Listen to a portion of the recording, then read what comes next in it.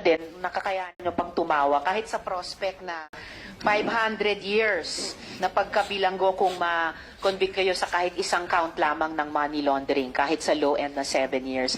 Sana seryosohin nyo po itong hearing na ito dahil hindi lang ang Senado, hindi lang ang House, nag-e-effort mag-imbestiga, pati yung mga executive at constitutional bodies, sobrang interesado sa mga kaso ninyo. At dapat sa maikling panahon na lamang ng aming investigasyon at yung maikling panahon na lamang posible ng executive at ng constitutional bodies ng Pilipinas, pag-isipan yung mabuti, humingi kayo ng payo sa abogado nyo, pag-isipan yung mabuti, mag-cooperate seriously sa investigasyong ito. Kung gusto nyong medyo mabawasan yung pasakit na maaring saluhin ninyo dahil sa consequences ng inyong mga iniimbestiga namin ginawa ninyo.